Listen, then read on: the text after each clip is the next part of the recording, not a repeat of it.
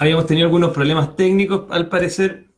Ojalá que no sea ninguna agrupación misteriosa que nos está intentando impedir hablar respecto a las sectas, que, bueno, reitero, es el tema de hoy.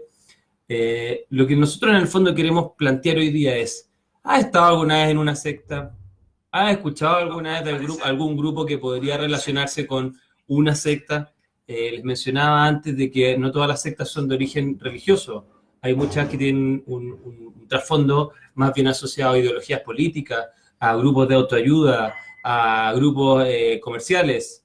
Entonces, es interesante que hablemos, identificar bien lo que es una secta, y no solamente en aspectos académicos, también en qué es lo que se transforma en un culto, y donde hay un líder que de cierta manera tiene ciertas cualidades autoritarias sobre las personas y que éstas sufren algún tipo de lavado de cerebro, que son algunos conceptos que vamos a ir desarrollando. Al lado mío está don Rodrigo Fuenzalía y don No Alberto Salinas. Parece que estamos muy concentrados en la cámara. Estamos muy concentrados. El tema no es que sean ellos maleducados por estar viendo el celular, realmente lo están compartiendo para ustedes en sus redes sociales. Exactamente. Así que van a estar unos momentos ahí concentrados. Así que yo espero algunas preguntas, si es que ustedes ya quieren hacerlas desde ya. Vamos a tomar de repente pausas para poder ir escuchando todas estas preguntas que se van a ir suscitando y tener este diálogo, que es lo que nosotros en el fondo esperamos. Saludos Karina, Jimena, Gerardo, Patricio, Lorena, Isabel y todos los que nos siguen. Bien, no sé si se sienten ustedes ya en condiciones de comenzar a transmitir. Voy a comenzar, déjame encender. Falta. Bueno, ¿qué otra cosa quisiera agregar? La psicología habla de que las personas son sus circunstancias. De hecho, hay 3 experimentos que me gustaría hoy día mencionar que se relacionan con la conformidad. Las personas, al parecer, no son como una mente única y que lo que hagan, lo que ellos desarrollan, emerja sencillamente de sus condiciones personales, sino que influye mucho en el entorno.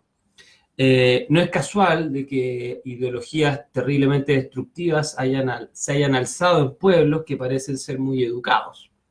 Y eso ha pasado a través de la historia muchas veces.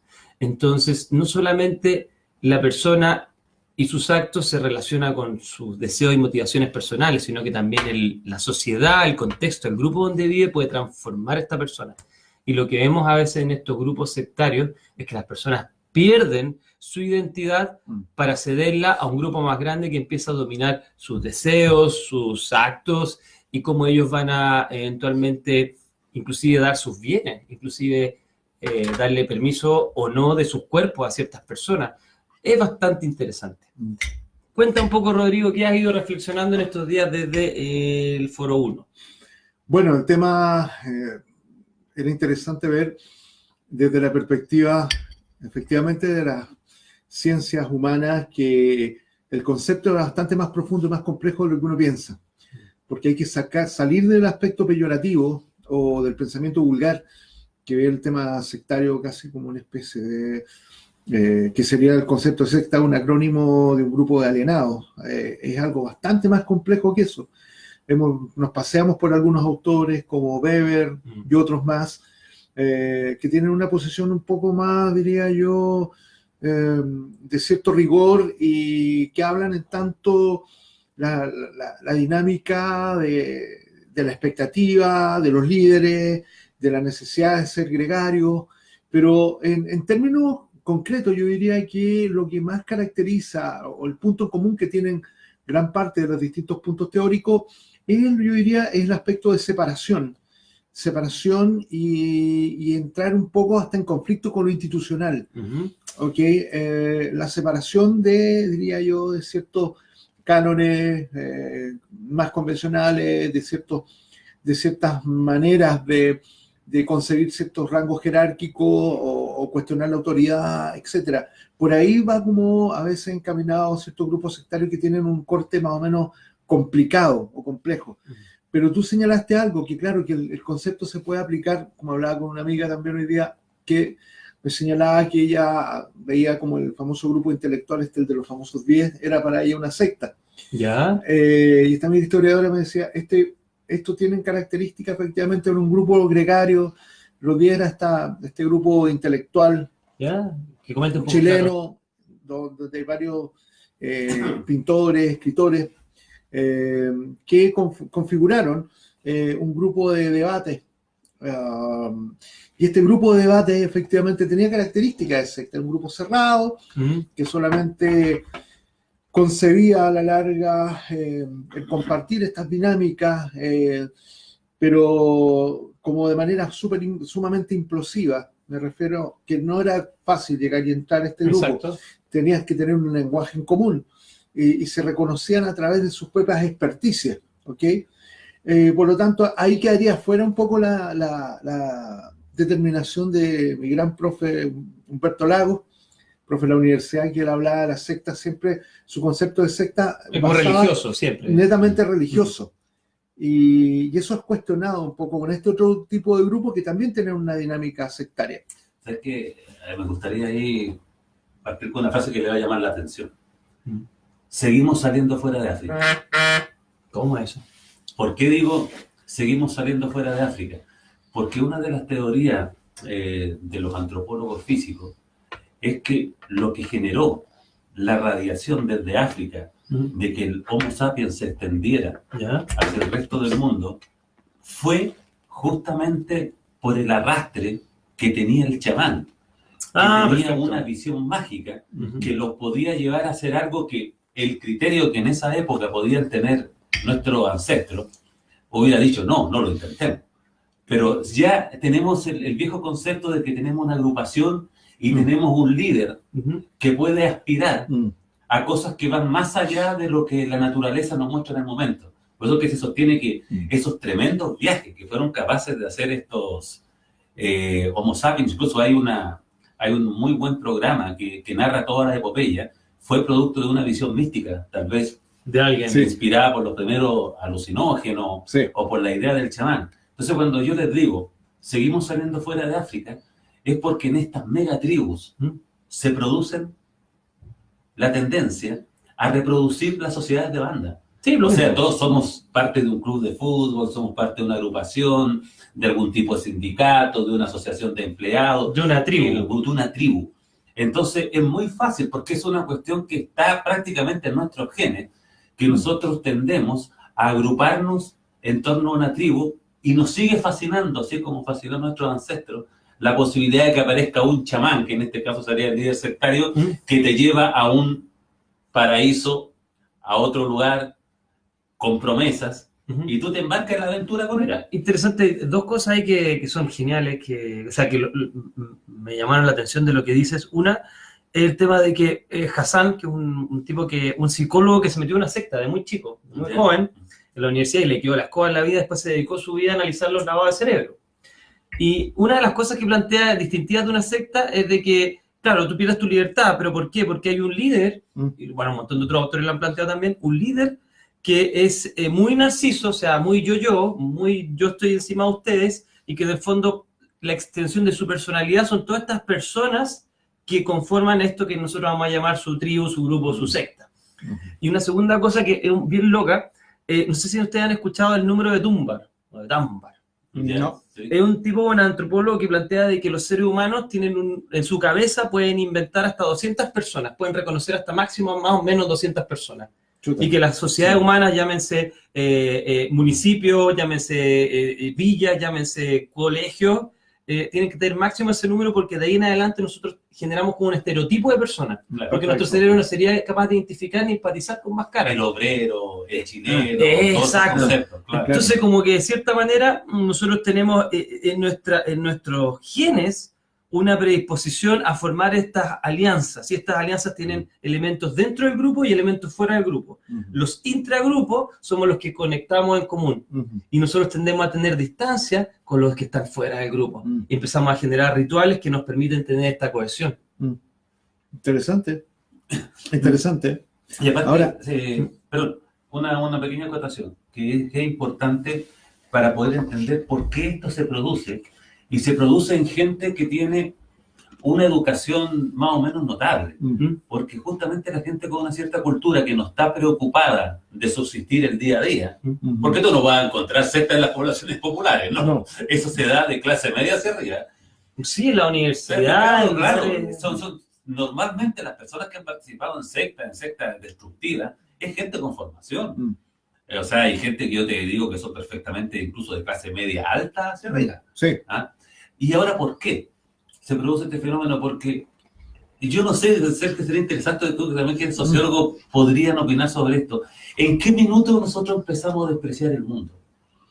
Porque tú ves que existe esa tendencia a que no, que estamos sonados, por ejemplo, ahora con todos estos movimientos animalistas y veganos, hay un desprecio hacia el ser humano. Sí.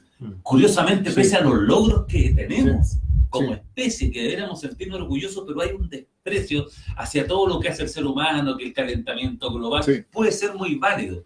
Pero yo lo que quiero relevar acá es que ese desprecio a las sociedades, a las instituciones, se traduce en dos cosas. O te vuelve anarquista o te mete en una secta. Entiendo. ¿Te das cuenta? Porque hay una insatisfacción respecto del modelo de sociedad en el que vivimos. Sí, es cierto. Es muy grande, como cuando te dicen, ¿cómo mi vida va a ser levantarme todos los días en la mañana, ir a trabajar, volver en la noche, ver un poco de televisión, dormir, levantarme otra vez, ir a trabajar, ver televisión? Entonces, toda esta cosa como angustiante y que se produce justamente por un excesivo estado de bienestar, a mi juicio. Sí.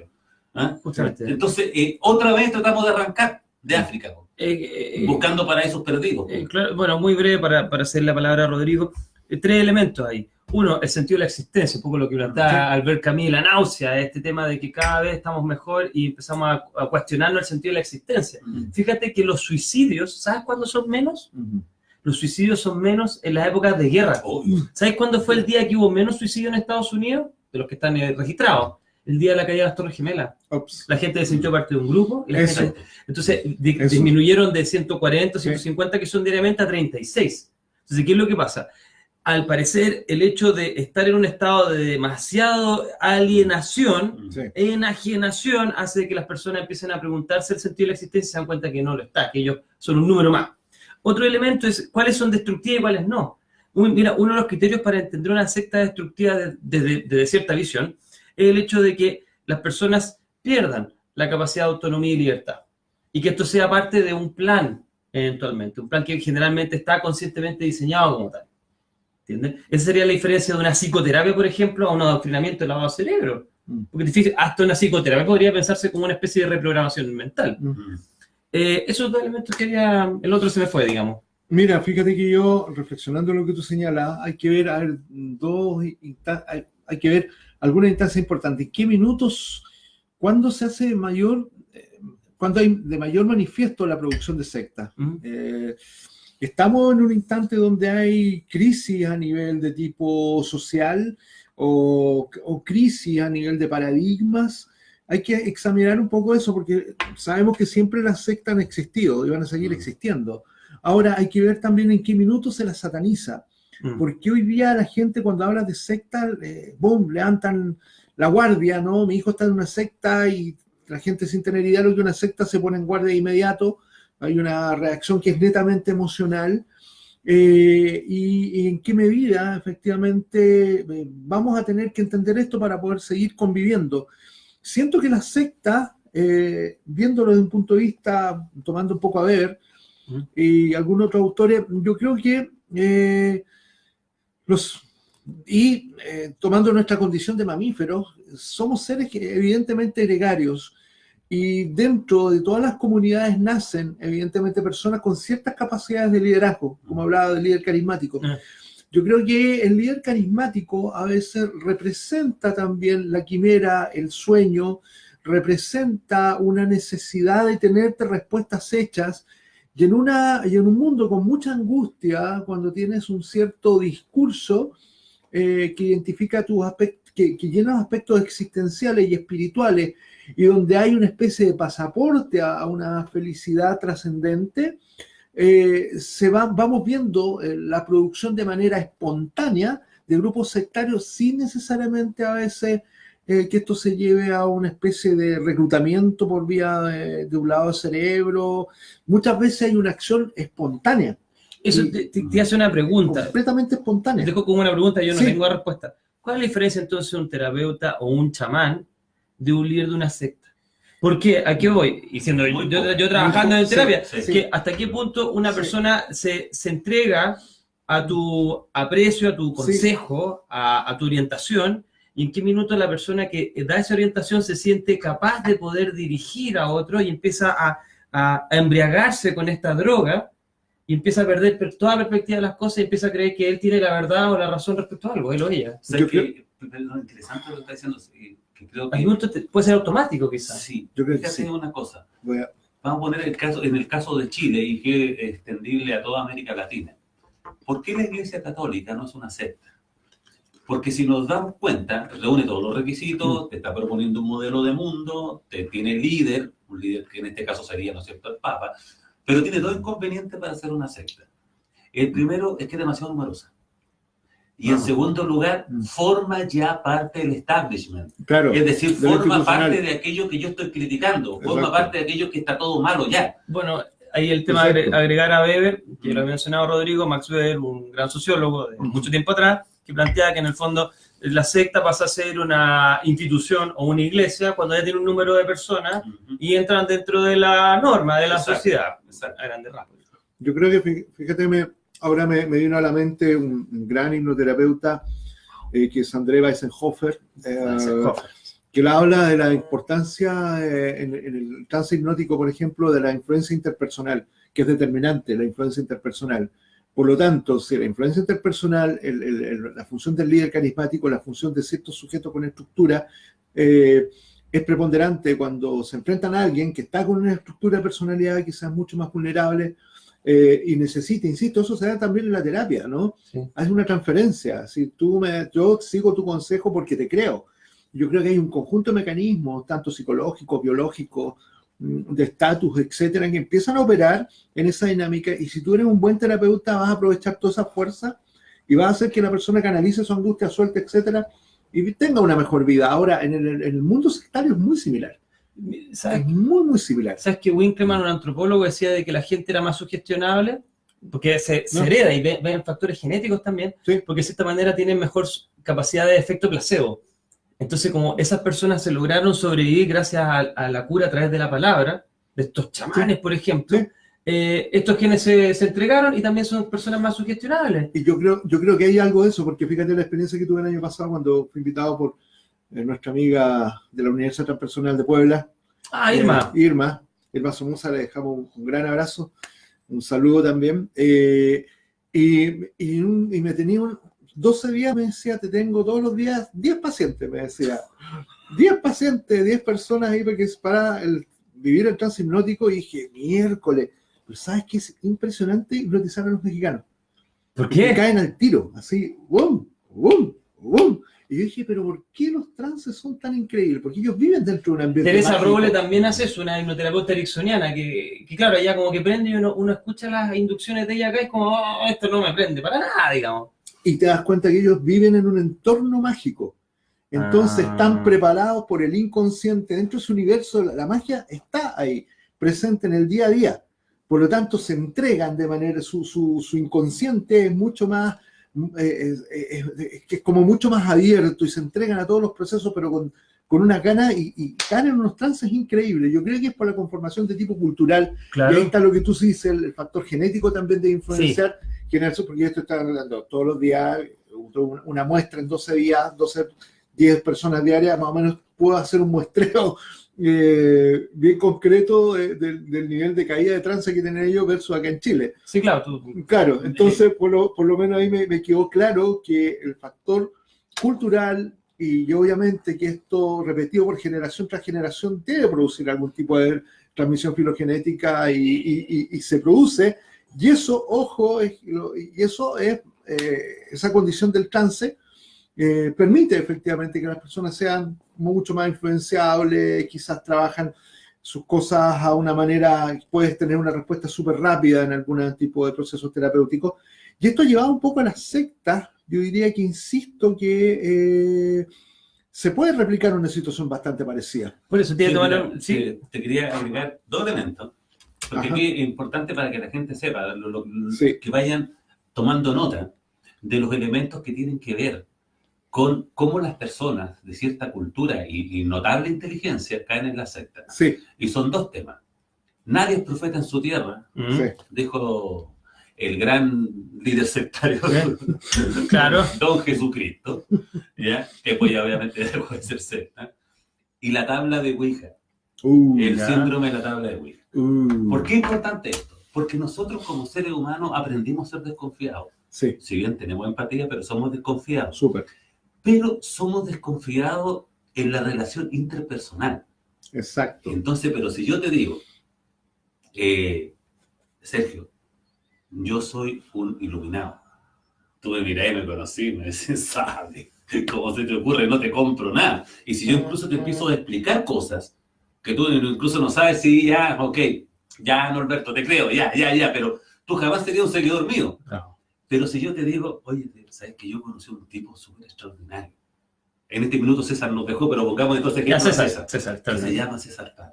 Y él sabe unas cosas extraordinarias. Tú ya no estás preparado. Claro. Nosotros estamos entrenados desde chicos para con la relación de aquellos a quienes conocemos desconfiar, Sí. pero no de un tercero. Y menos si tú lo estás avalando y se genera lo que se llama Exactamente. conformidad. Y lo otro, la tabla de Ouija. El famoso ejemplo de la tabla de Ouija, que es que nosotros, por lo mismo, estamos programados para desconfiar de la relación interpersonal, pero cuando tú me pones un fetiche, tú me pones un fetiche, como no estamos entrenados para eso, hasta el gallo más culto, yo he visto caer abogados en estas cosas, Sí, jueces, que también. son tipos que supuestamente son escépticos, toda la historia. Tú le dices, yo le digo, oye, ¿te quieres que te adivine la suerte? Tú eres mago, tú lo sabes mejor que yo. Entonces me dice, no, pero sí, Está viendo que tengo las cartas de tarot, Claro. por eso estaba revisando. te va a pasar tal o cual cosa, no te creo, ¿por qué te habría de creer a ti? No lo diría. Yo digo, mira, tengo esta tabla de Ouija, le vamos a preguntar a la tabla. Uno no está entrenado para desconfiar del fetiche. En este caso la tabla o las cartas de... O la runa, o lo que los sea. huesos, lo que sea. De las personas sí, pero yo no estoy hablando yo, están hablando las runas. Exacto. Y por eso que la gente, con esos dos elementos, como cae en esto en la secta, porque yo me di cuenta que en la secta, normalmente una de las características que tienen, ya sean positivas o negativas,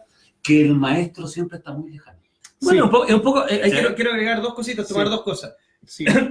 Que el terapeuta también, cuando partió Freud con su psicoanálisis, también plantea la idea de la distancia al terapeuta. Claro. Porque yo quiero tomarme de que, de cierta manera, estos dos personajes no son tan distintos. No. Inclusive hablando desde uno. Exacto. Hay un tema ético que se mete. Y lo otro que hay una persona que también ha estudiado Rodrigo que se llama Milton Erickson. Exacto. Milton Erickson es un súper hipnotista, el hipnotista Sí. más genial de toda la historia. Sí. ¿Ya? Mm. Pero el tipo hacía cosas bastante extrañas. Por ejemplo, hay una historia, estaba con su señora, que era su secretaria, y a una persona que tenía problemas con los orgasmos le pidió que se desvistiera frente a él y después le hizo sugestiones hipnóticas para que tuviera orgasmos. Y hasta por teléfono después él le daba una orden y ya tenía estos estados para poder prepararse para la luna de miel. Ya. Entonces, ¿hasta qué punto manipulaba a la gente? Sí. Y después, a partir de él, no él, pero a partir de él se generó una especie de secta de seguidores que sí. siguen las palabras de este señor que ya se como murió. si fuera un dios. Y en casi todos Sí. los grupos de psicoterapia Sí, se arma sí, la misma sí. cuestión con distintos personajes. Sí, sí. E insisto, esa necesidad interesante de buscar como dioses, de apoyarse en el descubrimiento del otro, es como cómodo también, ¿no? Claro. Es súper cómodo. Ahora, yo mientras conversábamos el tema de Norberto, el tema de la confianza, me gustaría saber qué pasa con los países, ponte tú, donde los índices de confianza en las interrelaciones personales es alto, como los países nórdicos, por ejemplo, Noruega, etcétera. Los índices de confiabilidad son altísimos. Ujú. Y tú ves que son órdenes sociales que funcionan súper bien.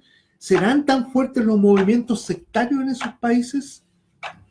Es una buena pregunta. Yo, pareciera que no. Pareciera Aunque, que por no. ejemplo, aunque han habido sectas extraordinarias, como por ejemplo cuando vino toda la avalancha de gurúes de la India, Sí, Ah, bueno, perfecto. ¿cierto? El Maharishi, que se fue hecho famoso por los Beatles, ¿se pero acuerdan? la India es un país con unos niveles de desintegración social, Total, y tremendo. justicia enormes, y Exacto. está lleno de sectas. Está Y lleno eso de es lo sectas, más paradójico. justamente. Sí. Y Estados Unidos también. También tiene el mismo también. fenómeno de desintegración, Exacto. pero con más cosas. Exacto. Tiene harto que... Si Exacto. no te das cuenta, por ejemplo, uno de los casos más emblemáticos que hay, yo les recomiendo en Netflix una serie que es como de 4 capítulos, El de lo- Wild Country.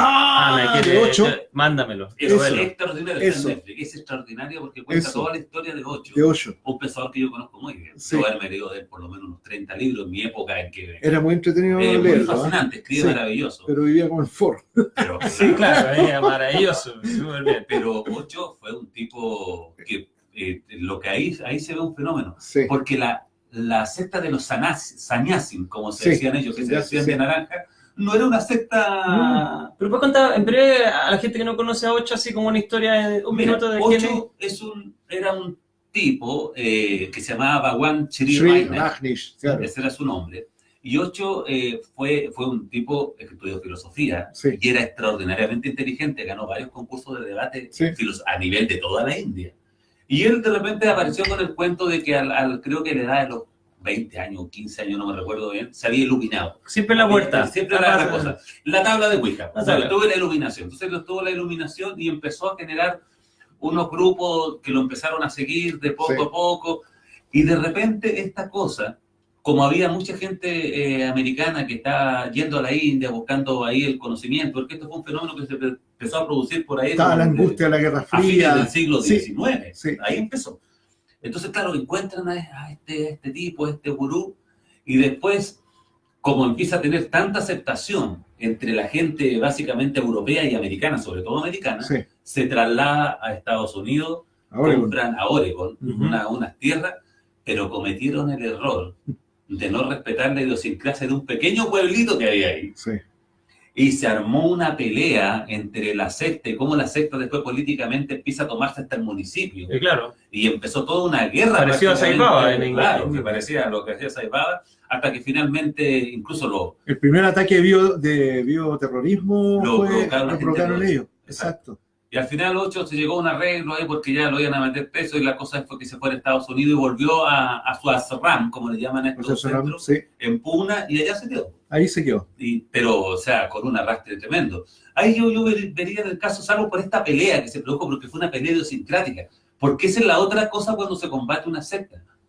Porque cuando la secta como rompe con el establishment, lo que tú decías al principio, Sí. naturalmente la gente va a tender a rechazarla. Sí. A lo mejor hay sectas buenas. Sí, Los hippies fueron sectas Sí, como una especie sí. de secta. ¿no? exacto. ¿Entendés? Pero Exacto. si hubieran podido prosperar en esa Sí. teja y viven bueno, yo sé que hay ciertas comunidades hippies acá en mismo Santiago, cerca del Maipo, que viven bien, no molestan a nadie. Pero mira, pasa algo bien curioso, porque, por ejemplo, desde el lado del ilusionismo, una vez me tocó hacer una tesis Sí. donde creamos un líder espiritual. En este caso, yo fui como un líder espiritual, hicimos unas pruebas psicológicas Con iniciación. años atrás, claro.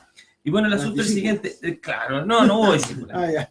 Se genera lo que se llama el síndrome del verdadero creyente. Ah. ¿Sabes qué es el verdadero creyente? Es una persona que una vez que tú le muestras de que algo no es real, sigue creyendo de que tú estás mintiendo porque realmente es real. Sí, claro. Pero a nivel de la persona, muchos ejecutantes de magia a veces empiezan a creer que tienen poderes.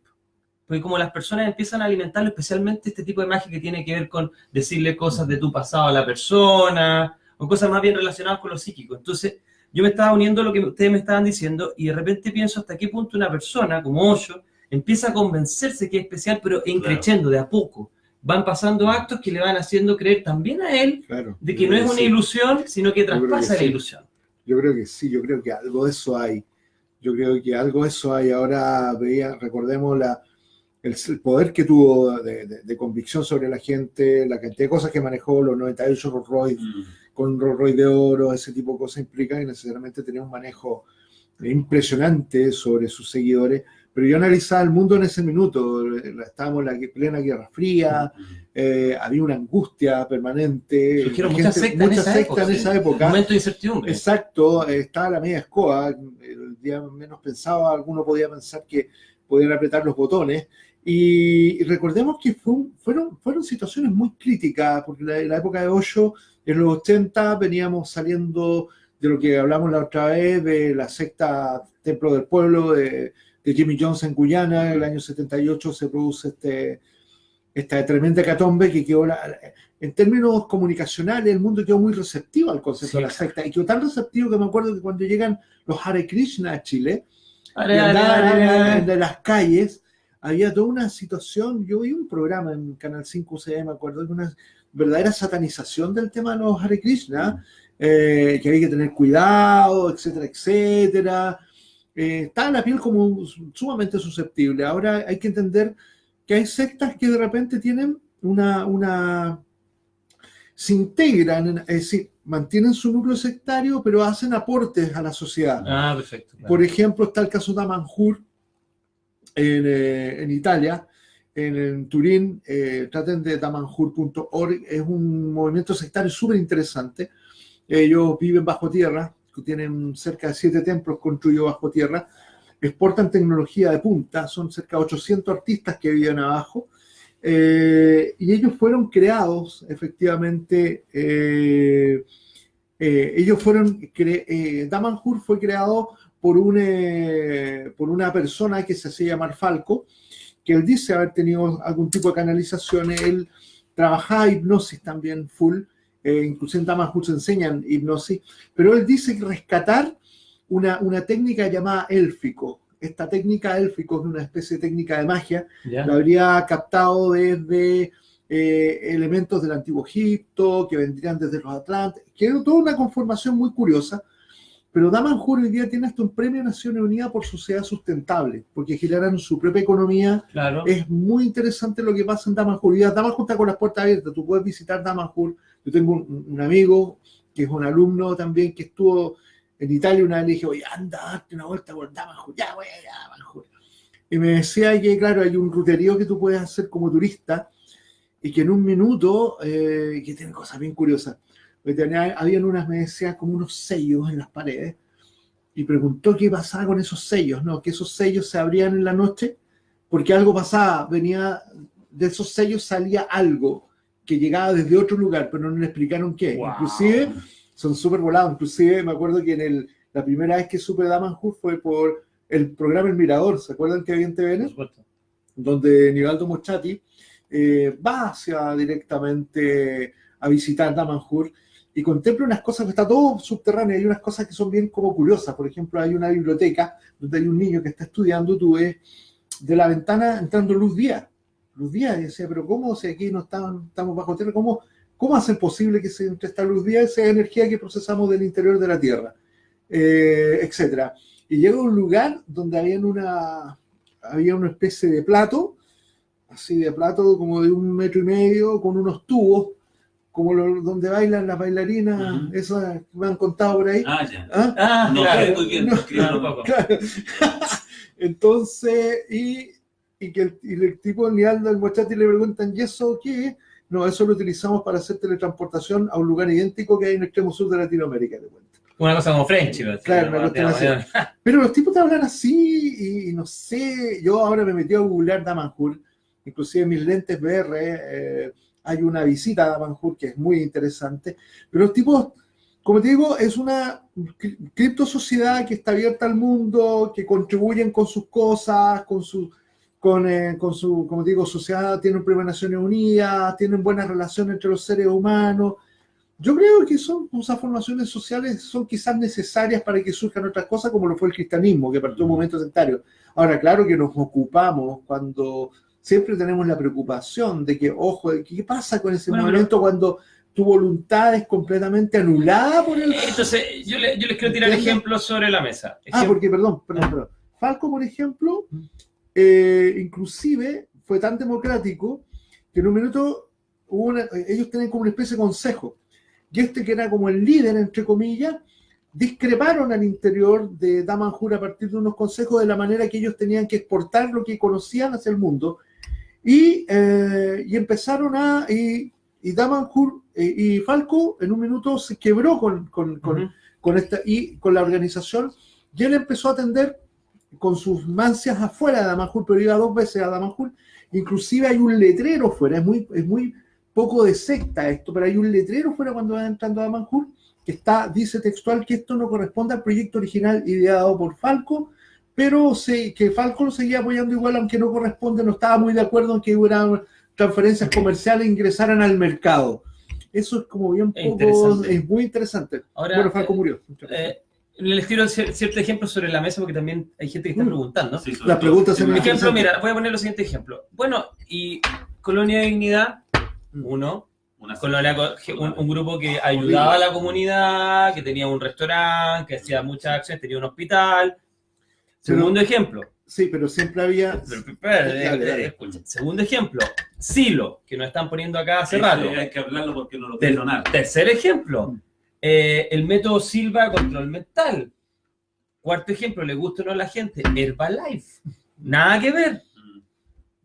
Quinto ejemplo, la Acrópolis. No nos enojen, pero también están ahí dentro de los nombres.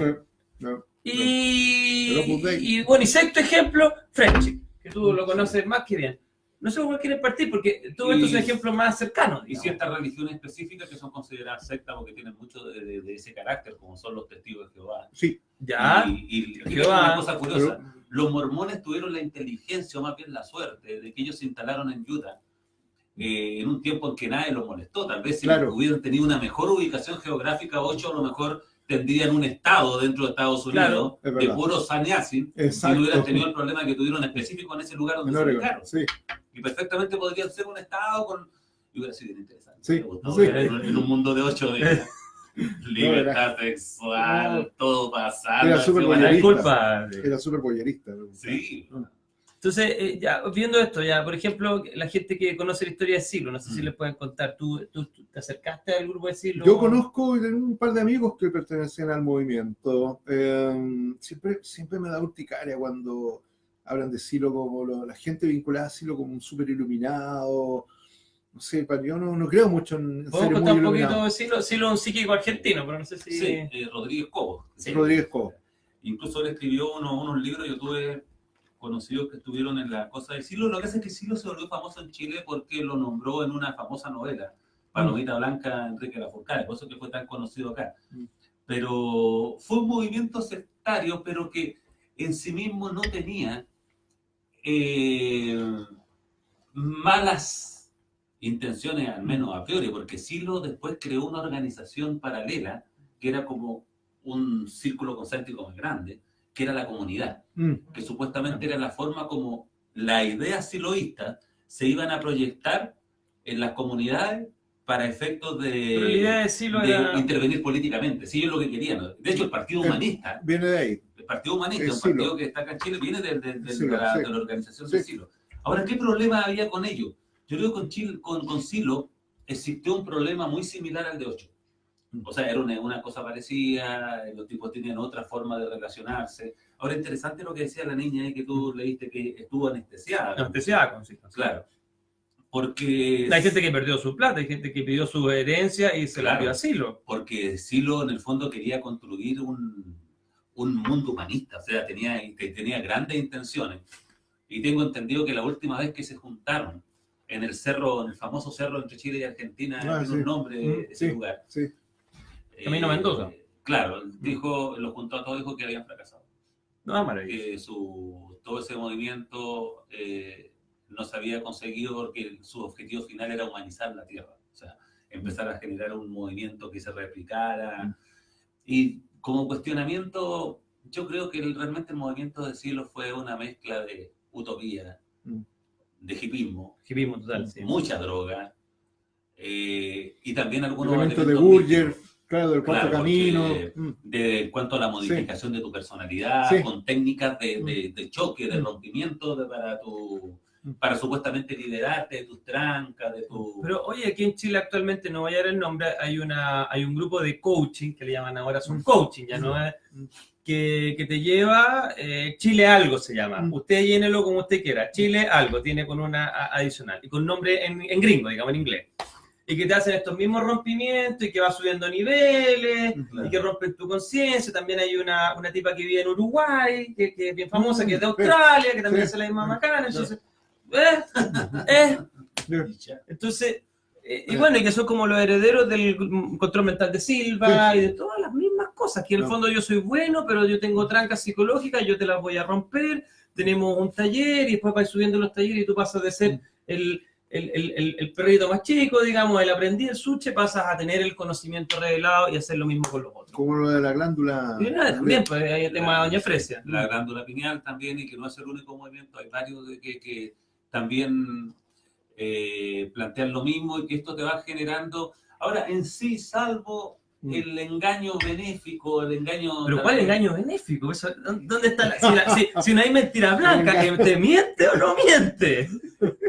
Es como la mentirita blanca que decía los padres. La trampa sagrada. La trampa sagrada. Qué hipocresía más Jodorowsky. La trampa sagrada.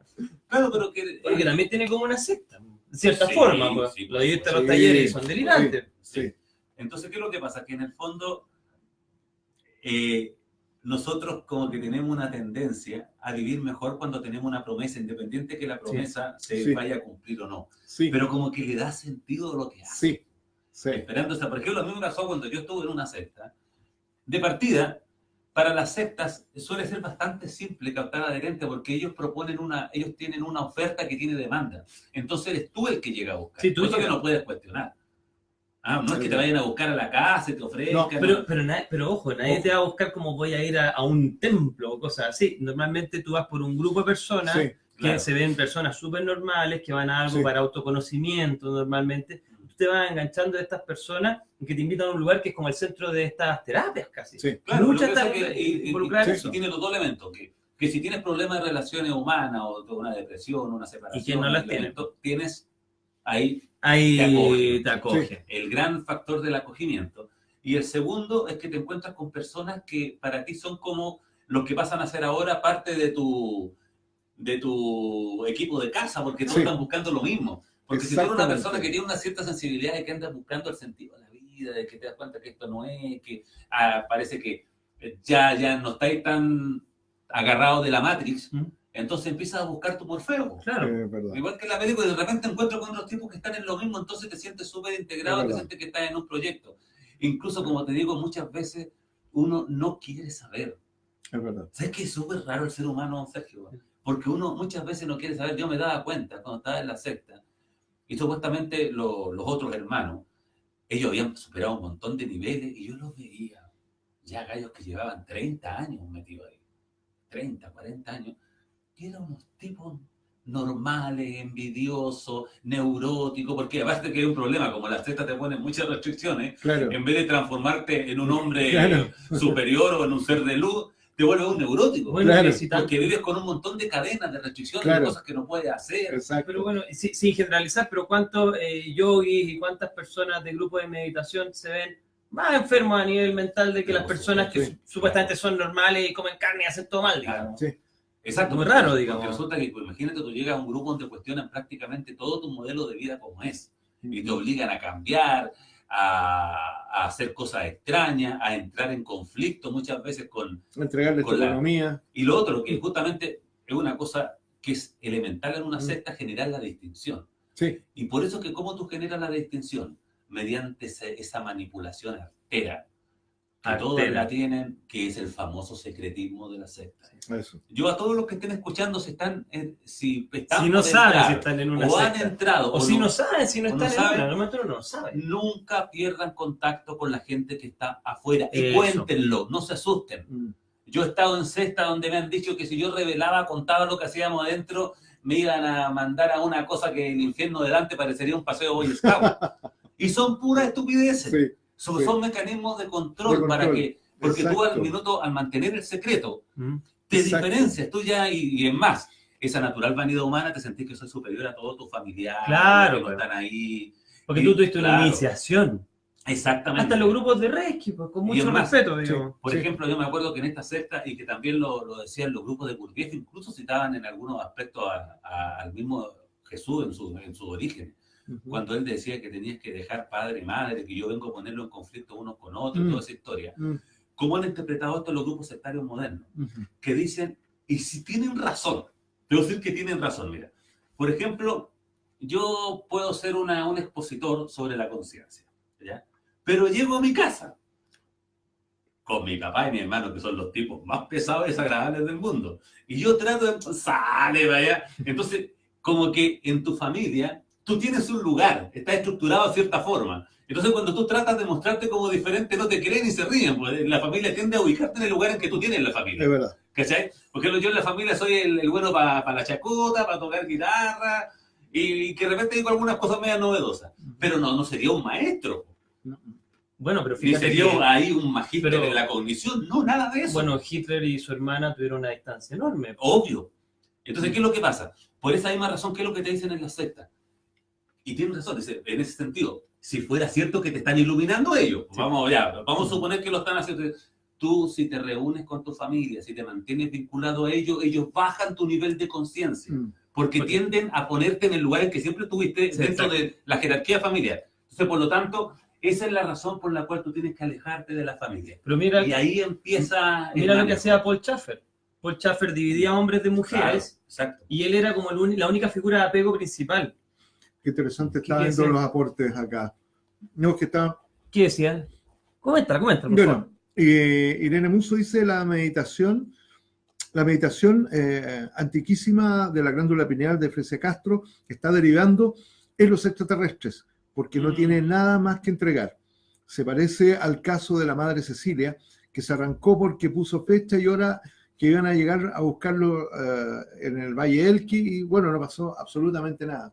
Interesante el aporte de la amiga Irene Musso. Bueno, sí, normalmente hay una predicción dentro de muchas sectas, y esa predicción tiene normalmente lugar, fecha, situación específica, y cuando no se cumple, bueno, lo que hablamos la semana pasada, cuando la predicción falla, normalmente los creyentes tienden a tratar de arreglar esa predicción Sí. como que se pospuso, Sí. en vez de ver los hechos y ver que realmente lo que ellos creían no era verdad. Y se asocia a una cosa psicológica, un fenómeno que se llama disonancia cognitiva, que Exacto. planteó un tipo que se llama Leon Festinger. Exactamente. Ahora, estaba pensando en el tema, a partir de lo que Norberto hablaba, efectivamente, de los tipos de liderazgo, que uno también puede diferenciar, porque hay sectas que son, insisto, más integrativas. Hay otros movimientos donde el líder definitivamente utiliza argucias que son, como habíamos hablado antes, un poco hablando de la trampa sagrada. Yo recuerdo un caso que conocí en Chile de un personaje muy, muy interesante, que utilizaba realmente unos trucos así. O sea, era un chanta, sí, pero claro, del chanta. claro, sí. trucos donde tenía toda la gente embaucada. Extraordinario. No, se pasó, todos me decían, no, este tipo saca ¿Pero qué luces hacía? de ¿Qué las hacía? ¿Qué manos, hacía? ¿Qué hacía? saca luces de Es las que manos, aquí viene mi Claro. tema de niña, así, de la magia. ¿Cuál fue? saca luces de las manos. Ah, un decía. delight, eso es lo más fácil del mundo. Claro, saca luces de las Eso lo hace un manos, mago en cualquier secta. sacaba, agarraba una cadena y sacaba humo de la cadena flotando. Ah, eso también es fácil. Ese requiere, el mago, el ilusionista. Claro. eso requiere algo que se llama FP, pero que no voy a decir Ahora, en voz alta qué Ahora, significa. esta persona era súper simpático, a mí me caía re bien, y él tenía un movimiento casi como un movimiento sectario, pero yo noté que como que le faltaba un poco más de... Habría que ayudarlo, hay que hacerle un coaching. Claro, digamos. había que hacerle un coach, porque él quería tener siempre seguidores, pero se le escapaban por un lado, por el otro, y con él pasó una cosa muy interesante. A mí me caía re bien, yo le tenía alta estima. Osvaldo Quijada se llamaba, ¿Ya? que mi amigo Mario Duzuel le colocó el ET juguetón. Yo se lo presenté a Mario. Ah, don Mario. Claro, porque a mí una vez me hablaron de Osvaldo, de que había una persona que era como el gurú de la Shirley MacLaine, etcétera, una amiga me decía, y yo lo vi sacando luces de las manos, yo lo quería, está en contacto con los ET. Yo quería conocer al personaje este, y nos conocimos, etcétera, interaccionamos, una vez se dio una situación de ir a unos presuntos contactos y partimos en un vehículo, me acuerdo, y antes de llegar al lugar del contacto, digamos en el auto, me acuerdo de Mario, se detiene y dice, ¿quieren ver show? Y hace esto, y veo que se estuvo frotando todo el rato las manos, ahí se ilumina las manos, una cuestión en pasafósforo, y aparecen unos puntitos, dicen, los ET vienen de Lima. Raro. Y por dónde llegaba al lugar de los contactos, era justo al lado del aeropuerto, y no eran otra cosa que aviones que venían llegando desde otro sector, quien los interpretaba como hombres. Bueno, ahí me quedó claro que no pasaba mucho. Sin embargo, él con el tiempo seguía teniendo una serie de seguidores, y en un minuto determinado se hace millonario de un día para otro. Hace un día para otro se hace millonario. Alguien le dio una tremenda herencia, digamos. Se hizo millonario, sí, de un día para otro. Y todo esto le duró un año, me acuerdo. Le duró un año todo el tema del millón. Y de un día para otro también tenía un poco de... fumaba mucho, etcétera, le dio un paro cardíaco y fallece. Pero vive un año bien. Un año. Y ahí lo más interesante de todo, que cuando él fallece, se aproxima mucha gente, es decir, se llena de gente en la iglesia, y cada persona contaba tantas historias de él, de prodigios de él, que era súper interesante. Es decir, cómo el nivel de ilusionismo que manejaba era grosero. Me acuerdo que había un muchacho que era locutor de continuidad del Canal 13, que es tan gordo, que me recuerdo que una vez me dijo que ellos partieron a un cerro acompañados por él, y que estaba completamente nublado, y él empezó a hacer girar los brazos y se abrió dijo, voy a abrir el cielo, y se abrieron las nubes, dejando pasar la luz de la luna. Ese efecto lo plantean varios magos, que tiene que ver con aprovecharse de una observación climática para hacerla parecer de que uno está generando lo que antiguamente los egipcios planteaban como que ellos iban a generar el eclipse, que eran astrónomos con observaciones. O sea, una predicción climática tú la haces aparecer y decir, ahora va a ocurrir, entonces hacer la causalidad de que tú lo generes y realmente tuviste una observación inteligente del ambiente. Exacto. Otra de las avances que hacía, hay como tres que son muy interesantes, porque el tipo aparentemente no tenía muchos recursos para hacer estas cosas, pero una de ellas es una ex polola que contaba que una vez iba camino a Viña, y este tipo tenía la costumbre, Osvaldo, de desencajarte. De repente te tiraba, decía que él hacía terapias de shock, porque él había supuestamente sido psicólogo de la Chile, y que utilizaba terapias de shock. Entonces la gente como que la desarmaba entera, lo miraba y decían, tú eres homosexual y estás ocultándote ante el mundo, y tu pololo, y de repente como que la chuntaba. Como una lectura en frío. Una lectura en frío, claro. Y en una de esas, una ex polola cuenta que iba en camino a Viña, y él la empezó a joder, y se cabrió tanto, y dice, ¿sabes qué más? Llega a Viña como queráis, y lo dejó en medio del camino, botado. Así, chao, así, bueno, tiene que haber sido mucho como hay que tirar a una persona en medio de la carretera. Y esta mujer dice que va llegando a Viña y de repente va llegando y el tipo estaba sentado en una piedra fumando. Así. ¿Está ahí? Esa misma situación me la cuenta otro discípulo del llamado Claudio, que una vez me dice que estaban conversando, él vivía en Buin, que estaban conversando por teléfono fijo, el teléfono fijo, año 94, por ahí todavía no había celulares, y me dice, y yo me enojé con él porque me empezó a sacar y lo mandé a la punta del cerro, y yo hablando al fijo de Buin, y cuelgo, y me tocan la puerta, y abro, y este gallo, ¿a quién venía a tratar de chuchar? Así. A ver, ahí hay algo bien interesante. El manejo que tenía de la psicología. Planteemos dos cosas acá. Una, que puede que hay personas que a veces... bueno, por favor.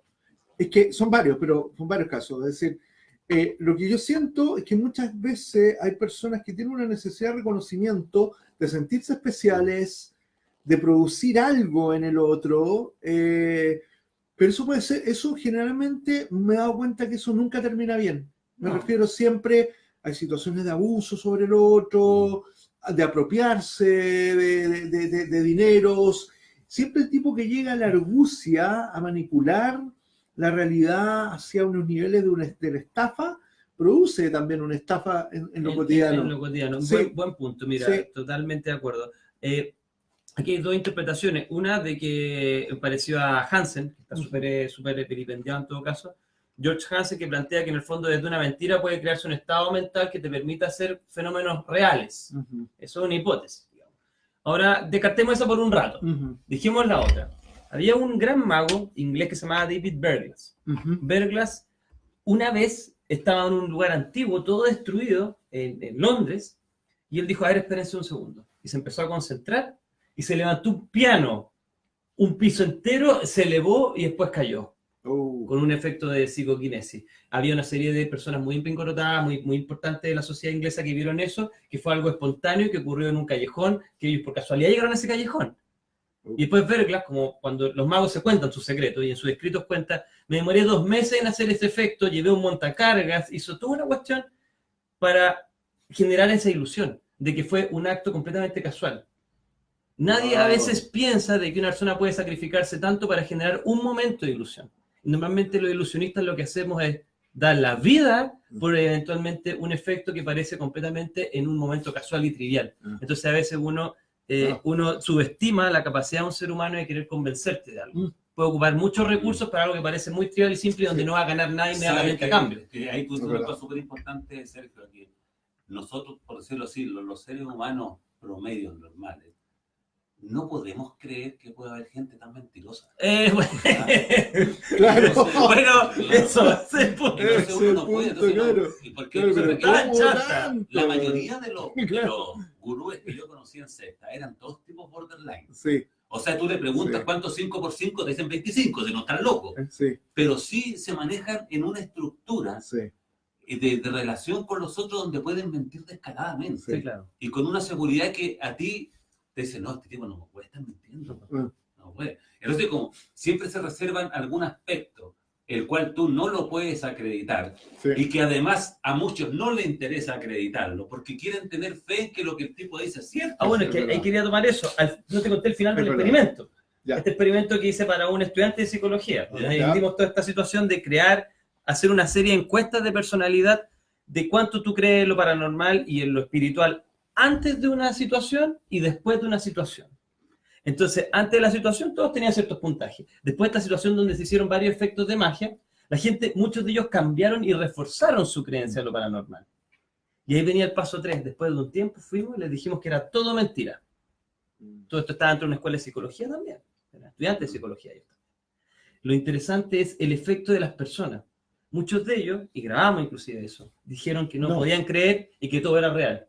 Ese es el efecto del verdadero creyente. A veces la persona, como tú muy bien dices, no quiere creer porque ha apostado tanto a esa creencia que esa creencia cobró vida por sí sola. Claro. Más allá del evento, eso formó una estructura de creencia, de algo que sostiene en tu realidad y que ya es tuyo. Y ella y tiene una connotación emocional una de importante. ellas me decía, lo que yo viví es real porque yo lo vi así. Y es verdad, pues, ella lo vio de esa forma. Ella no vio la ilusión. Ella ante sus ojos realmente ese fenómeno existió y fue milagroso, fue imposible explicar. ¿Cómo le va a quitar eso a una persona? Es verdad. Es verdad. Es verdad. Es heavy. Es que sí, Eso juega la magia al final. Si a la larga esto es un problema como te decía, cuando fuimos a la base incluso, de cómo nos organizamos como sociedad de banda, de la confianza y la fe. Nosotros somos homo fides, no lo podemos evitar, somos homo fides, somos gente de fe. Sí. Y si no fuera por esa fe, hay muchas cosas que no podríamos hacer ni siquiera ciencia. Es verdad. Porque la verdad sea dicha, que cuando a un científico se le ocurre algo, el tipo ya tiene de antemano, cree que eso va a resultar. ¿Necesito a alguien? Quine. Acerca de lo que hay. ¿Qué es lo que hay en la realidad? Lo que una teoría dice que hay. Sí. Estamos hablando de ciencia pura, epistemología. Exactamente. Toda la razón. Uno no es ver para creer, es creer para ver. Sí. Creer para ver. Sí. Claro, y una cosa, por ejemplo, que eso es súper importante entenderlo, que la ciencia, que siempre se utiliza como incluso como en la salvaguarda para todo este tipo de cosas, la idea delirante de la secta, es una creencia también. Lo que pasa es que es una creencia la cual yo la someto a la duda. Claro. Y la pruebo constantemente, y de repente aparece un caso en que la cosa no se da y se va al tacho de la basura la teoría. Pero mientras tanto existiendo, sigue siendo una creencia. Sí. Entonces, por ejemplo, si yo... la evolución, pues. Por supuesto, entonces yo les digo, mira, si un tipo llega con el poder de los cristales, de cuarzo, que si te lo ponen en tal parte te va a curar de cáncer, yo digo, oye, perfecto, eso puede ser ciencia. Pero ¿cómo tratan la duda? Y tú te das cuenta que en todas las pseudociencias, en todas estas cosas esotéricas, incluso en las bases supuestamente científicas, como un señor que falleció hace poco que según él tenía una teoría científica de cómo debe evolucionar el ser humano, el señor John Baines, ¿no es cierto? Me estaba hablando de él, claro, no lo habíamos hablado. Está hablando de él. Pero resulta que nunca el tratamiento de la duda es como el que hace la ciencia. Bueno, ¿y el psicoanálisis? Sí. Bueno, les voy a contar para los que no conocen. Si Norberto en este minuto me dice, me gustan los hombres, y no, por ejemplo, está bien, no tengo ningún problema con eso, porque yo me di cuenta que él tenía ciertos ademanes o ciertos gestos involuntarios. Si él me dice que sí, pruebo la teoría. Si él me dice que no, digo que es un mecanismo de defensa. Claro. Entonces es tautológico, no tienes cómo no comprobarlo. Y no estoy tratando de ofender a los colegas que están interesados en eso, pero la psicología esencialmente se basa en dogmas. Y cuando no se prueba, dice, lo que pasa es que hay un mecanismo inconsciente, es que hay una cosa interna. Y las sectas también. Cuando tú dices, no, yo no tengo ninguna bronca contra mi familia. No, es que realmente tú lo tienes, pero tú todavía no lo has... No lo has reconocido, no lo has hecho real, no lo tienes una energía interna. Te quería un poco mencionar lo que están diciendo acá las personas. Dice, Elsa, el efecto placebo, el secreto, también es poderoso. ¿Hasta qué punto el secreto también puede estar relacionado con esto? Muchísimo. Sí. Y el Reiki, dice Claudio, y Félix dice la masonería, ¿es una secta? La masonería partió como secta. En su origen. Y la masonería tiene lo mismo. En el fondo, ¿qué es lo que es la masonería? Hoy yo no sé por qué se han puesto tal de moda los masones de estar súper contentos porque iban de capa caída, pegando tumbos socialmente hacia abajo.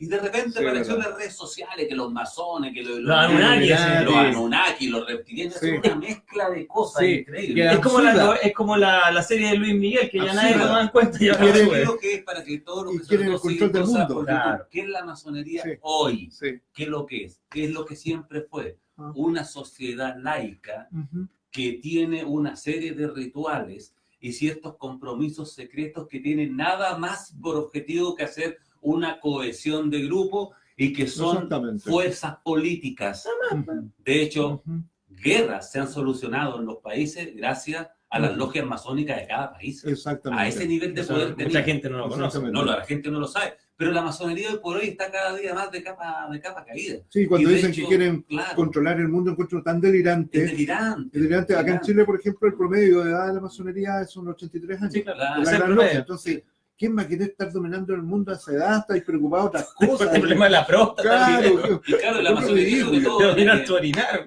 ¿Y qué fue la masonería sobre todo en América Latina? Históricamente. Bueno, sí, pero fue la pelea libertad. contra la iglesia, la que pelearon por Exacto. los derechos laicos. La masonería es una cuestión súper política. Exacto. Es una cuestión súper política que se justifica como una especie de escuela espiritual porque tú dentro de la masonería haces trabajo, Exacto. tienes que hacer exposición. Entonces, Talleres. cuando Vender yo los llego símbolos. a ser Exacto. el gran maestro del grado 33, lo único que hice fue estar muchos años presentando unos trabajos Claro. de investigación, unos tipos, aprendiendo unos Pero rituales. no levitan, No ni te tiran ríes, yo rayos. tengo un familiar cercano que llegó a ese grado. Ya, Que es de la bueno, masonería esotérica, yo porque conozco- acuérdate que los grados normales son 3 nomás. Sí, claro, ¿no? Y hay diferentes tipos de masonería, que la, Sí. que la masonería del grupo Sí. de la mano izquierda, hay Sí. mucha, pero El rito de York. claro, pero a la larga, como digo, son simples efectos simbólicos, Sí. producto de esa cosa reptiliana que tenemos nosotros. Pero por Pero favor, no reptiliano, estoy no, hablando, no, cuidado, no estoy cuidado. hablando de reptilianos, No, de de los Ike, reptilianos. no de Ike. Del Estoy cerebro. hablando del complex R Sí. que está en nuestro cerebro, Del cerebro. que es el que nos Sí. hace ritualistas. De Sí. Paul McLean. ¿Ya? No Paul Entonces, McCartney. claro, no, de Paul McCartney. Nosotros tenemos la base de nuestro cerebro, es muy similar al de todos los reptiles, porque nosotros evolucionamos, entonces el cerebro fue como por capas, yéndose arriba. Éramos Sí. reptiles, pescado, después como especie de lagarto, después tenemos un cerebro mamífero, y finalmente el cerebro desarrollado del Homo sapiens. Pero esas bases, la evolución no hace magia, sino que las cosas se van hacia arriba. Pero ¿qué tienen los reptiles? Qué importante que lo sepan. El ritual. Nosotros ideamos el ritual, no de los mamíferos, ni lo inventamos nosotros.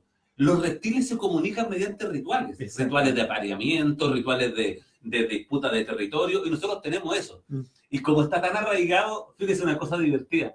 Nosotros nunca cuestionamos los rituales, No, porque son tan básicos Sí. que no los cuestionamos. Por ejemplo, Sí. imagínate, ahí llega el año nuevo, ¡feliz año Feliz año nuevo! nuevo, Y todos claro, nos andamos abrazando claro. y nadie cuestiona lo estúpido que es. Claro. Claro, o si no, cuando, por Pero lo ejemplo, hacemos igual, lo voy a hacer este año de todas maneras. o sea, imagínate Revisa cuando entra el número. presidente Ah, al Palacio Presidencial en todos los países y le tira la alfombra roja para que Sí. no lo ojeen, porque eso es magia, la gente no lo tiene Sí. idea. Te tiran la alfombra roja porque la alfombra roja es protectora sí. contra energías negativas. Sí. Y ni lo saben, lo hacen porque es un ritual. Y se forman, piripirito, con un tipo una corneta, que si tú lo ves, porque uno se fascina por el ritual, queda así. Pero si trataras de aplicar No, pensamiento una- crítico, es te una empezaría a dar tontera, risa, sí. porque es una Sí. tontera. Sí. Es una verdadera tontera. Pero nosotros somos ritualistas, los matrimonios. Entonces, fíjate qué divertido, porque la Iglesia Católica y la masonería eran dos organizaciones terriblemente ritualistas que se peleaban. Exactamente. Es como por el ritual más bonito. Claro, yo te diría que Exactamente. los masones incluso eran más ritualistas que la Iglesia No, Católica. son más Sí. ritualistas. Sí, Sí. unos rituales súper Exactamente. alambicados. Algunas preguntas que van surgiendo acá. Por ejemplo, una reflexión de Dan Sand dice: ¿por qué las personas con tanta educación caen en manos de líderes de sectas, buscan llenar vacíos existenciales? Sí. Sí, Una sí, teoría. sí. Por la crítica, lo que conversamos al principio, la Existenciales, crítica espirituales, sí. a ver una sociedad que no los conforma y que Exactamente. creen que va al despeñadero. Pablo José Vergara pregunta: ¿el bosque de Caradima es una secta? No creo. El bosque de Caradima. No creo. No, una secta, No. fue un grupo de poder. Grupo- Un grupo sí. de poder. Sí. No tenía Sí, mayores. No tenía, exacto. Tal vez Fiducia o Lopus Dei sí podría. Sí, uno Fiducia considerarlo- podría estar dentro los de la legionarios de posibilidad. Cristo Los legionarios de también. Cristo también, sí. También, sí. Y una que me gusta mucho, que yo la admiraba mucho, que está dentro de la Iglesia Católica y que es muy secta, ¿Cuál? los jesuitas. Los jesuitas, Los claro. jesuitas, los Los jesuitas. jesuitas. Pero, es potente. Son Pero ahí está el potentes. caso Ah. de la secta cuando te digo, cuando hay elementos constructivos. Mm. Ahí tienes tremendos pensadores, No, investigadores. claro, son una es súper Tú no podés ser interesante. jesuita si soy tonto. No Esa parte, podéis, esa base, no es podéis. súper selectivo. Súper Estudian selectivo. como 13 años. Sí, 13 años, Uf. imagínate. Uf. O sea, ni un jesuita sale si es que no es doctor en filosofía, si es que no es Pero, biólogo. y en la antigüedad piensa que los tipos que vinieron a colonizar América, algunos sabían 7 idiomas, sabían de arquitectura, sabían de filosofía, sabían de matemáticas, sabían de salud, porque eran como una especie como de biblioteca andante que llegaban a un lugar y ellos tenían que ser capaces de hacer múltiples cosas. Nosotros ya no tenemos esos hombres y mujeres múltiples que tengan expertise en distintas cosas, somos súper limitados, entonces sí, nuestros tipos eran extraordinarios. Exacto. Sí. Perdona, quiero agregarle al joven que hizo esa pregunta, que es una cosa que yo puse en un libro que trata sobre una forma de protección contra la secta, todo eso y el pensamiento mágico que se llama Travesía Volcánica. Y yo ahí incorporé un nuevo concepto, que es el conocimiento light. ¿A qué le llamo yo conocimiento light? La mayoría de los profesionales de clase media hacia arriba, que son ingenieros, abogados, arquitectos, creen que saben, creen que tienen un conocimiento más allá de la expertise de su profesión, que lo habilita para comprender todo el mundo. O sea, una tremenda vanidad cognitiva que tienen, pero inevitable e ingenua. Entonces, por ejemplo, cuando tú llegas y le dices, yo sí le ponía ese ejemplo, están hablando un arquitecto, una ingeniera comercial, un economista sobre la fuerza piramidal. Y empiezan a hablar de cómo se construyeron las pirámides. No, que eso es a través de una fuerza, a través de una energía, porque era imposible que los seres humanos pudieran hacer eso. Y eso es producto de su ignorancia. ¿Por qué? Porque los libros de paleoarqueólogos, de paleoarquitectura, solo lo conocen los especialistas, donde está descrito exactamente cómo se hacían las pirámides. Entonces tú llegas y dices, no, mira, si las pirámides, ¿sabes cómo lo hacían? No era tan complicado, porque los tipos hacían unos terraplenes, entonces a medida que iban poniendo las primeras rocas, iban haciendo terraplenes de tierra, entonces después la subían con troncos que se iban armando. No, ¿cómo se te ocurre? Y te empiezan a discutir, y tú les preguntas, y bueno, ¿cuál es tu base? Libros, llantas, libros fantásticos, que es lo que más abunda en toda la librería, porque vende. La fuerza piramidal, cómo movieron los Moai, con energía, con la energía, una especie de energía del brilo, del prana, y una serie de inventos raros, pero sin embargo ellos están seguros que saben. Y eso es producto de que tienen como decía muy bien mi abuelo, eres más ignorante que un bachiller. Es decir, tú tienes un montón de conocimiento general, pero... Claro, cosas general, pero en el fondo no sabes nada de nada. Entonces es muy fácil que te engrupan. Yo me acuerdo cuando estuve en una de estas sectas importantes, claro, yo escuchaba de repente al maestro decir ciertas cosas, ¡oh, qué impresionante! Y después, pero cuando yo empecé a estudiar por mi cuenta, y empecé sobre todo a estudiar filosofía, y me di cuenta de dónde iba sacando todo. Pero como uno se supone que sabe porque es un profesional, por lo tanto, si él está diciendo eso es que nadie más lo sabe. O sea, él realmente tiene un secreto que nadie más conoce. Y eso es porque tú tienes la falsa idea de que porque eres un profesional, sabes de todo. No, eso no es así. Es el problema del conocimiento light. Tengo otra pregunta acá. Claudio, ¿los registros akáshicos? No. Daniela, Herbalife. Probablemente sí. Probable. Sí. Mira, quería complementar un poquito tu exposición. ¿Sabes tú de que en el oráculo de Delfos, me encanta tu historia del oráculo. El oráculo de Delfos, hay dos cosas fascinantes. Una de que estaban cerca de una salida de gas y la medium parecía que estaba intoxicada con estos gases que llegaban de la Tierra, digamos. Y la segunda es que está escrito en los primeros trucos de magias en el oráculo de Delfos. Lo escribe un tipo que se llama John Riggs, un mago, y dice, ¿sabes qué? Los tipos en el oráculo hacían preguntas y después la medium les respondía. Ellos tenían que dejar en unos papelitos esas preguntas. Y ellos se desentendían de esto, pero la canasta se veía ahí siempre. Y bueno, no les voy a dar todo porque quiero mantener el secreto mágico que ha estado 2000 años, pero tiene una forma de enterarse de todo lo que sale en esas papeletas y supuestamente, sin tocar, sin tener idea, la medium le empieza a responder a cada uno de lo que necesita responder. Claro. Unos primeros trucos de la historia considerados de magia. Entonces, claro, desde el inicio de las religiones se hace uso del ilusionismo para poder mostrar milagros que la gente necesita para sentir a Dios aquí. Los egipcios eran extraordinarios magos. Los primeros, digamos, en época de Khufu, digamos, se mostró un efecto que David Plague hizo famoso, que era sacar la cabeza de una gallina, que supuestamente fue hecho con un buey en Egipto. Pero todos los relatos de magia se basan también con las personas asociadas a la religión. Entonces no quiero con eso quitar el misticismo, el secreto. No. Pero hasta en la Biblia Simón el mago, ¿me entiendes? Exacto. Sí, claro. Entonces hay un vínculo entre estas dos cosas. Ojo que en China, estaba viendo el papel funcional de las sectas. En China, la gran cantidad y calidad de estilos del Kung Fu es practicado por grupos sectarios. Es decir, el Kung Fu, los Tong, que se llaman, son clanes cerrados, que tienen ritos taoístas y budistas, y inclusive hay ciertos niveles en Kung Fu que el tipo ya no solamente pelea con su propia técnica, sino que ellos dicen que invocan espíritus de guerreros. Exacto. Que se incorporan en ellos. Pero ahí tenemos la secta como un elemento que permite la transmisión de un tipo de técnica, de un tipo de conocimiento.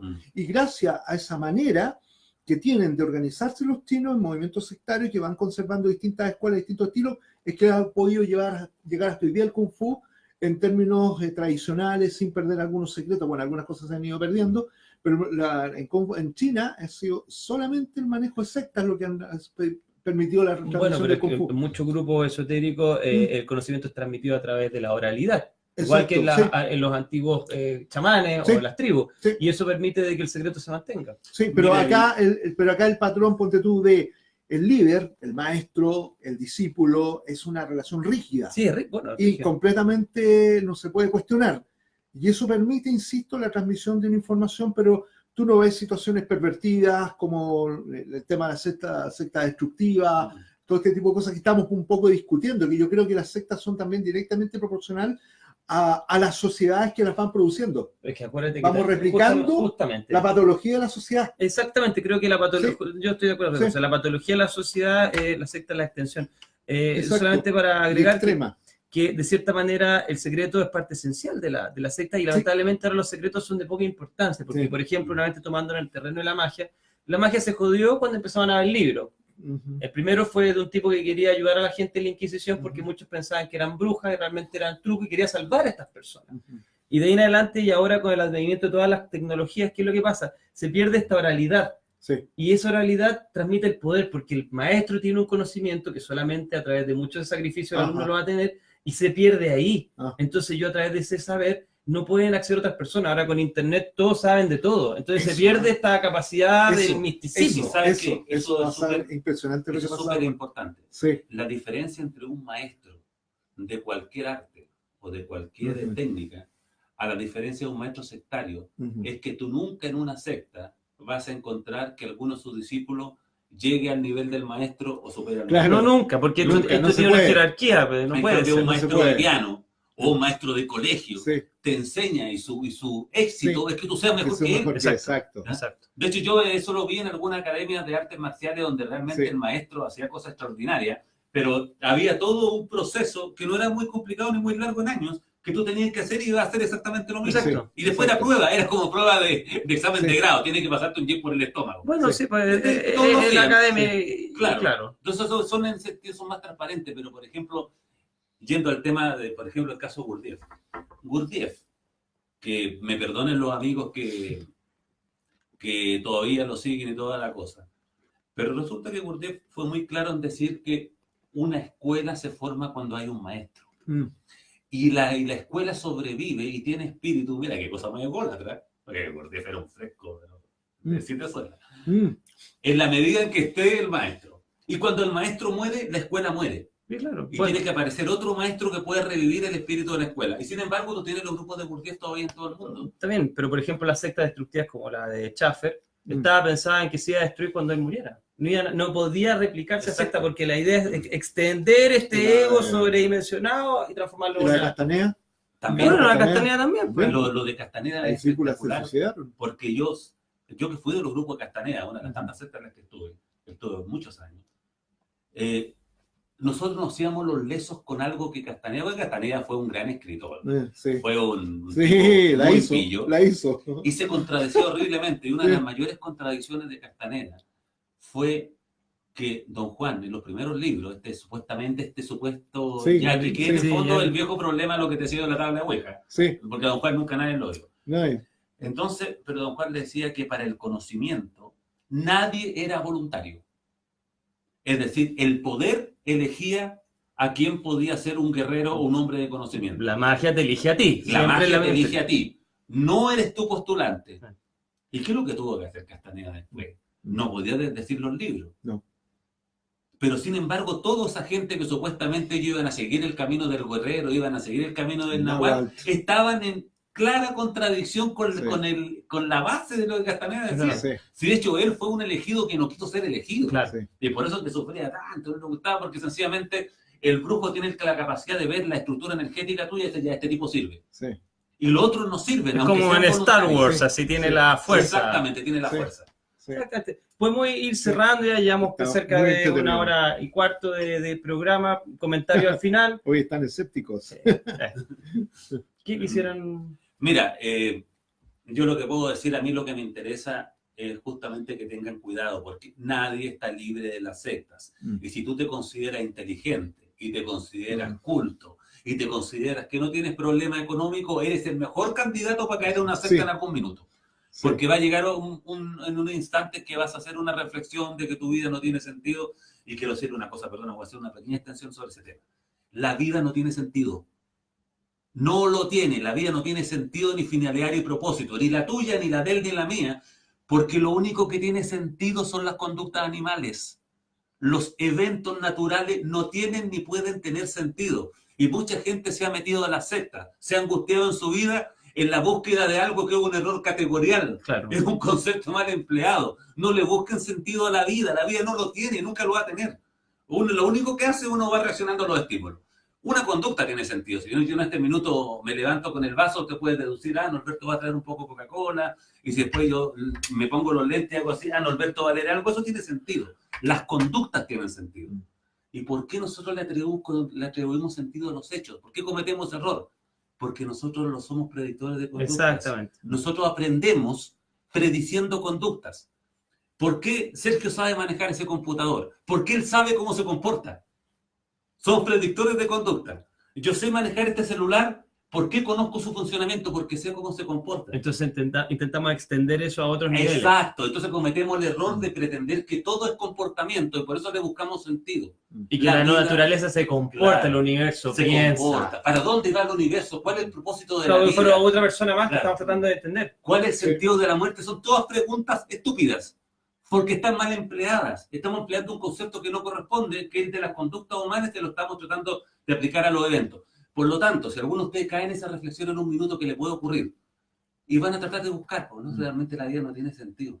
¿Cómo voy a seguir haciendo esto? He logrado todo, porque eso es lo peor cuando lográis todo. Sí. Porque los seres humanos vivimos bien en la medida en que nos faltan cosas, pero ya tienes un Schopenhauer. trabajo, claro. Está todo bien en tu vida, pero esto es todo, y viene la gran pregunta filosófica. Pero esto era todo. Tengo auto, tengo señora, tengo hijos, ya los cabros están en la universidad, pero esto es todo, y ahí es donde empiezas a hacer un cebo tremendo para la secta. Mira, una pregunta, Es cierto. tomando eso, Dan pregunta, entonces de tanto creer y un ser buscador llegamos al punto de ser escéptico, ¿esa sería la posición ideal?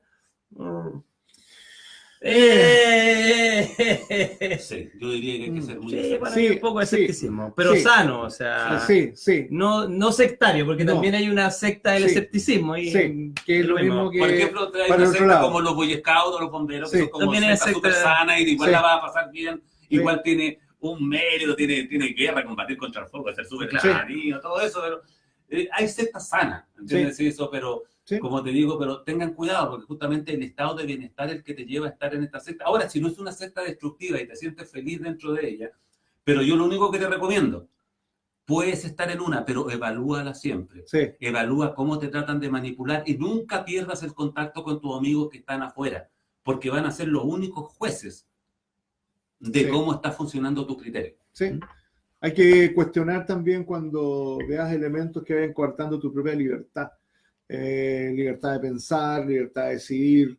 Pero sobre todo hay que tener claro que las sectas nos van a acompañar siempre. Y hay que hacer la distinción entre aquellos movimientos que permiten una cierta relación más sana de nuestra identidad con nuestra sociedad, con el mundo, y aquellas que alimentan el ego de algún tipo de sujeto megalomaníaco, un parásito. un parásito, y hoy día en las sociedades con desintegración social, con niveles de patología psicológica altos, yo creo que estamos con un caldo de cultivo como para que empiecen a emerger este tipo de gente, de personajes, y sí, ya los hay, yo creo, Sí. y en bastantes lugares. Es decir, y recuerden que es directamente proporcional al nivel de estabilidad psicológica en la sociedad en la cual estamos, es como vamos a tener líderes sectarios también. Y a mí me ha tocado, y hoy día, con la cantidad de imbecilidad que hay en el Internet, caldo cultivo para todo tipo de movimientos medios extraños, pero por lo menos que reflexionen en que el tema de las sectas es bastante más complicado de lo que uno pudiera pensar, pero que tenemos una libertad que hay que aprender a valorar de buena manera, que las sectas nos permiten reflexionar en eso, en qué punto estamos nosotros, en nuestra libertad personal, libertad de pensamiento y sobre todo libertad para poder elegir nuestros destinos sin que tengamos ahí un gurú o un gurupiento tratando de coercionarnos. Pero sobre todo con esto del calentamiento global que cada vez se está viendo como más claro, van a surgir muchas sectas. Sí, exacto. Exactamente. Sectas escatológicas. Claro, fin del tiempo, todo eso. Mira, yo me quería tomar un poco de tus palabras, Rodrigo, que también Norberto, que la libertad es lo que se juega acá. Sí. Y bueno, yo lo voy a llevar a mi isla, pero que quizá puede servir para alguien. La isla del tema del tratamiento con seres humanos, claro, de la psicoterapia y de todos estos asuntos, de que finalmente nosotros tenemos que diferenciar de que siempre hay una persona que nos puede adoctrinar o nos puede, entre comillas, dar un consejo, pero ese consejo es una influencia, y esa influencia muchas veces puede, uno tiene que preguntarse, ¿cuáles son las intenciones de esta persona? ¿Cuál es el motivo? Y muchas veces podemos empezar a funcionar a través de los motivos desconocidos de una persona que están actuando sobre lindas palabras, que intentan llevarnos a un lugar que realmente va a ser muy distinto al que nosotros queremos estar. Entonces yo les diría, duden de todo, y tal como decía la persona en términos de escepticismo, duden del escepticismo de partida, pero duden de las religiones, duden de los psicoterapeutas, duden de los líderes políticos, todos los que puedan tratar de quitarles lo más importante para ustedes, la libertad. Yo lo veo mucho porque gente viene de repente a la consulta y viene de psicoterapias de años y uno se pregunta por qué una persona tiene que tener guías durante años. Sí. Eso a mí me parece repugnante. Creo que las personas tienen que mantener su capacidad de autonomía siempre porque todo ser humano tiene un lado oscuro. Yo lo tengo, tú lo tienes, todos lo tenemos. Y estar teniendo poder sobre una persona, eventualmente, tarde o temprano, nos va a sacar nuestra parte más patética, más negativa.